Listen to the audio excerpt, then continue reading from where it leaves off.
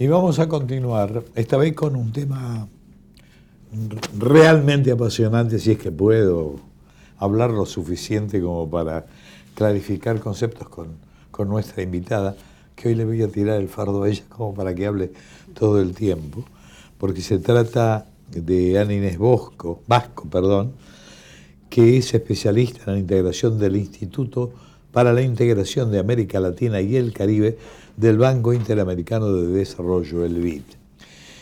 ¿Cuál va a ser el tema? En última instancia, para darle un toque de aspecto general, pero después vamos a ir a lo particular, es un poco el trabajo del futuro, más que nada, y todo lo que puede significar de distintos puntos de vista. Porque la tecnología, de algún modo, ha generado en el mundo una serie de análisis y estudios realmente trascendentes como para saber un poco qué puede pasar con la labor, con el trabajo personal, la labor del hombre. Entonces, ¿cómo puede suplir la tecnología en las actividades del hombre en particular? Si bien es cierto que la tecnología ha creado cosas para que el hombre pueda trabajar tranquilamente, llámese ergonomía, por ejemplo, que era un tema que lo había comenzado a estudiar y desarrollar una ciencia tan especial que la había organizado la OIT. Bueno, de todos modos, antes de entrar en ese tema, hablemos un poco con Ana, que es la que nos va a plantear lo que estamos pretendiendo transmitirles a ustedes. Ana, un gusto. Bueno, muchas gracias a ustedes por la invitación. Contanos un poquitito, fundamentalmente, cuál es la idea de todo este tema. Después vamos a entrar en particular algunos de los temas. Buenísimo. El tema del futuro del empleo está vinculado con esta revolución, la llamada Revolución 4.0, que se caracteriza por el desarrollo de varias tecnologías como la inteligencia artificial, la robótica, la Internet de las cosas, los drones, etc. Y está generando impactos en todos los sentidos, en términos de cómo intercambiamos, cómo comercializamos, cómo trabajamos, cómo producimos, cómo nos educamos, cómo cuidamos el medio ambiente o cómo cuidamos nuestra salud. Y el tema del futuro del empleo es uno de los aspectos que está generando mayor ansiedad o mayores desafíos, porque hay todo un debate sobre esto. En los demás impactos, en general, lo que se observan son impactos más bien positivos y algunos negativos, pero está como más claro el panorama. Acá con el tema del futuro del empleo hay un debate muy, muy fuerte. Hace algunos años surgió desde la Universidad de Oxford un estudio que fue bastante paradigmático y que concluyó, por ejemplo, que en los próximos 10 años el 47% de las ocupaciones en Estados Unidos iban a desaparecer. Imagínate esto, el nivel de ansiedad y temerosidad que generó en toda la comunidad científica, internacional, política, etc. Y ahí, a partir de ahí empezaron a surgir otro conjunto de investigaciones para ver si realmente esto era así o no.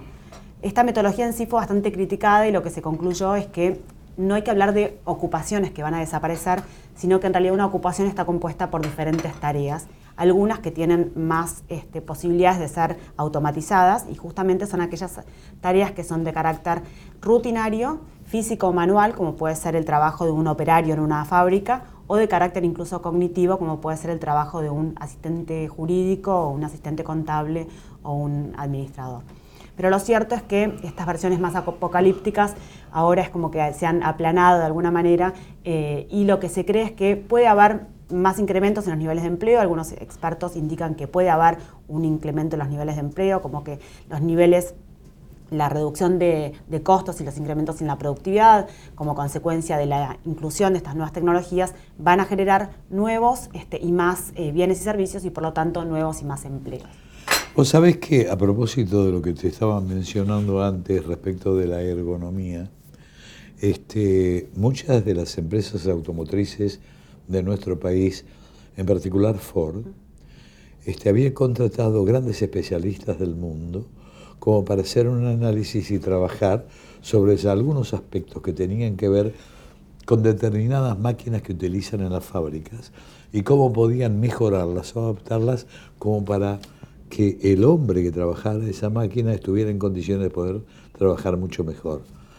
Ahí también surgió el problema, es decir, ¿qué puede llegar a ocurrir con este asunto de la robotización, que es un aspecto fundamental en las compañías, en las fábricas de automotores? Es donde se va con mucho mayor asiduidad el asunto de la robotización. Y entonces, en la medida en que no se tiene en cuenta lo que puede significar el hombre, es lo que vos estabas diciendo, y que toma un poco el conocimiento del mundo, que puede pasar si la máquina va a reemplazar al hombre. Exacto. Y esta es la incógnita. Exacto. El sector automotriz, si uno ve los niveles de stocks a nivel robótico, el sector automotriz es el que que tiene los mayores niveles de penetración de stocks robóticos en el mundo, y eso ha generado algunos desplazamientos en mano de obra. Pero lo que vos decías, esto de la interacción con las máquinas, nosotros siempre decimos que lo llamamos con el concepto de cobotización, ¿no? De interacción ser humano-máquina, que es importante que detrás de alguna manera de toda máquina o detrás de todo algoritmo o de todo robot siempre va a haber una persona que lo diseñe, Correcto, que lo calibre, que lo monitoree, que lo evalúe. Es decir, esta idea de desempleo tecnológico masivo no va a suceder, no es que los robots vienen 100% por nosotros, detrás de todo robot siempre va a haber un ser humano, pero ahí es importante el tema de las políticas públicas y el rol del Estado para monitorear todo eso, porque nosotros queremos de alguna manera en que creemos es importante que Argentina y América Latina en general introduzcan nuevas tecnologías en todos los sectores productivos, pero si esto significa mayor desempleo, ahí genera un dilema muy importante, ¿no? Ahora, de todos modos, independientemente de esto, llegada a esta situación que puede avanzar tecnológicamente hablando, ¿cómo se prepara el mundo en general como para evitar o aventar los posibles conflictos sociales? Una muy buena pregunta. Ahí es un tema también de fuerte debate, cómo hacer para enfrentar esto. Es fundamental el tema de la capacitación y de la readaptación de trabajadores. Cada vez se habla más de esta idea de capacitación continua, ¿no? De que las habilidades van cambiando constantemente y es necesario readaptar a los trabajadores en función de las necesidades de las empresas, de dónde va a haber esa demanda de trabajo.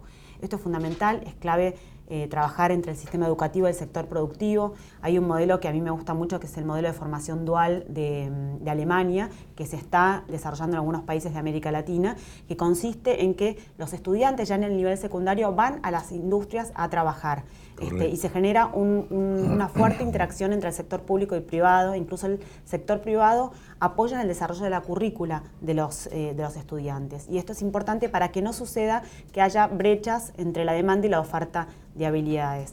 Nosotros estamos haciendo ahora una investigación que la vamos a publicar dentro de muy poquito en Argentina, Brasil, Chile, México y Colombia, y se ve que más del 30% de las empresas no consiguen jóvenes o trabajadores con habilidades asociadas a la ciencia, la tecnología, la ingeniería y la matemática. Ahora, se me ocurre una cuestión realmente importante, porque en última instancia todo esto de la tecnología o todo esto de lo que significa la adaptación de lo tecnológico para el desarrollo implica economía para la empresa. Entonces, ¿cómo podés contrarrestar el efecto económico que significa para el empresario con el efecto social de lo que significa la pérdida de trabajo? Ahí es fundamental el rol del Estado. Creo que el Estado tiene que estar de vuelta para apoyar los procesos de capacitación y hacer que los trabajadores tengan esas habilidades de esta idea de cobotización que decíamos, ¿no? O sea, como que no necesariamente los trabajadores van a ser desplazados por la máquina, sino que puedan interactuar con ellas. Y después crear programas más innovadores para que de alguna manera los desplazados no se conviertan en excluidos, que me parece que ese es el desafío principal. ¿Por qué no hablar, por ejemplo, de transferencias 4.0 condicionadas? Es decir, por ejemplo, que el Estado brinda un ingreso a partir de, por ejemplo, un servicio como es educación y salud, como existen ahora, pero también a cambio de que vos puedas realizar un programa de capacitación vinculado con las nuevas tecnologías. Eso es lo que llamamos transferencias 4.0, ¿no? ¿Y dónde estamos parados en general en nuestro país? En nuestro país estamos... A nivel educativo, los últimos años hemos avanzado bastante en lo que es la cobertura a nivel de educación, pero lamentablemente nos enfrentamos en esta revolución estamos como un paso para atrás, ¿no? En todo sentido. Los niveles de calificación o de calidad educativa lamentablemente son inferiores a lo que son los países desarrollados o la media mundial.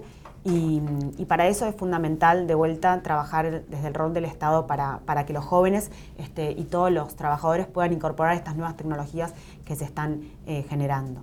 Pero Argentina tiene una oportunidad enorme, como decimos nosotros, de subirse a esta ola de transformación productiva, porque si uno ve algunos indicadores, como por ejemplo la cantidad de investigadores por habitante, o las patentes por habitante, o los niveles de penetración de Internet, o el PIB per cápita, o el PIB per cápita industrial, estamos muy bien posicionados en relación a otros países, incluso de América Latina, y eso es una oportunidad enorme para generar políticas que contribuyan a subirnos a esta ola de transformación. ¿Qué políticas serían, por ejemplo? ¿Qué sugerirían ustedes? Políticas desde el punto de vista de la educación es fundamental, como decía anteriormente, capacitar a los jóvenes de las desde la edad primaria, desde la educación primaria, secundaria, y después políticas laborales que contribuyan a incrementar las habilidades de los trabajadores. El Estado tiene que estar en continua comunicación con el sector privado para ver cuáles son los requisitos y las demandas de habilidades que necesita y poder acomodar esa demanda, y para que no suceda lo que